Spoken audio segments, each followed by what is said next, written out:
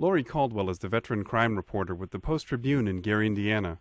Gary has often been pegged as the murder capital of the United States, with one of the highest per capita homicide rates in the country.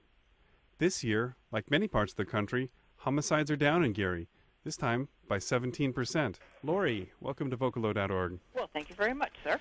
So, tell me, were you surprised that the homicide rate went down in Gary this year? Well, I mean, of course, we've been watching it all year, and except for October, which was a particularly violent month in the year, pretty much the numbers have been down throughout the year. And, of course, it's been an overall decline since the peak in 1995 when the crack cocaine epidemic was at its most violent point. But that was 132. So it's sort of been down. But this is the lowest it's been since 1989 when there were 46 homicides in Gary in 1989. So it's been a full 20 years since we've seen anything below 50. So, Lori, why has Gary often had the highest per capita murder rate in the country? Oh, boy. Well, that's kind of a tough question, Steve. I mean, what you've got is you've got a city with a lot of challenges, unemployment, poverty, education, certainly the school system, all of these things coming together, and a long time history. If you go back however many years to the founding of Gary, my father, who grew up in Gary after he immigrated here, described Gary as a Wild West city. Remembers the days of the guys on the cars with the Tommy guns. So there's a whole culture of sort of violence that this city has been a part of because it grew up so young and new and fast. And it's, things just progress along, and I don't know if this last year is going to be an aberration or if this is the new trend that we're setting for the future. Are police doing anything differently?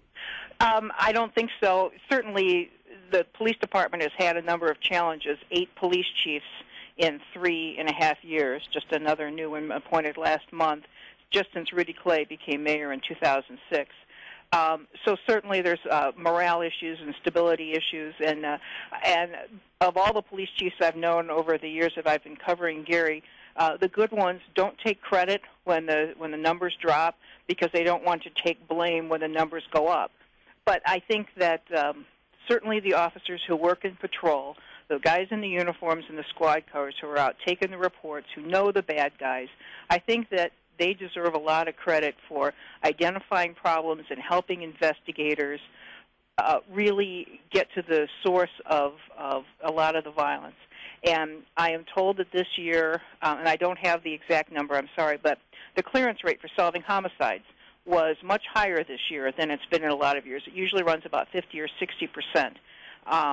This year it was a lot higher than that. I think that once you get an identified killer off the street, those are the ones who repeat. Those are the ones who are committing a lot of crimes. And once you get those guys in custody and get them off the street, then I think that's probably the best indicator of future crimes that have been avoided. I would expect the homicide rate to be up in a recession, but it seems like it's down, not just in Gary, Indiana, but all around the country. Why do you think that is? I've been covering Gary now for 15 full years, and I have seen Gary usually one end or the other of the national trend. When everybody else is gone down, Gary goes down, and then as everyone else comes back up, so does Gary. And then over time, even in '95 when it was at the peak, most other cities had their crack epidemic peak already, and Gary was at the sort of late for that. So maybe this downward trend is going to be something that sticks. But why?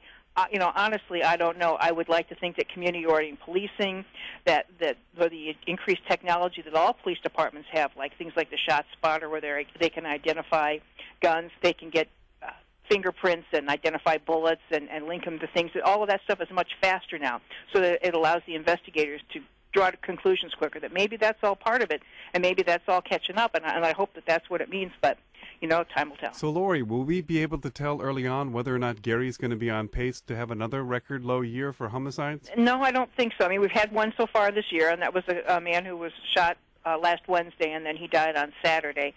No, because, like last year, it was one or two or sometimes none in a month, and then October, boom, and there were like 9. And I don't know why that was. You want to say, well, in the cold weather months there aren't so many, and yet I've seen Januaries and Februaries where there's been a homicide every 2 or 3 days. It's hard. You just can't predict it. If they could do a lot better job, but that's one thing that isn't going to happen. Lori Caldwell, crime reporter with the Post-Tribune in Gary. Lori, thanks for coming on. Thanks, Steve.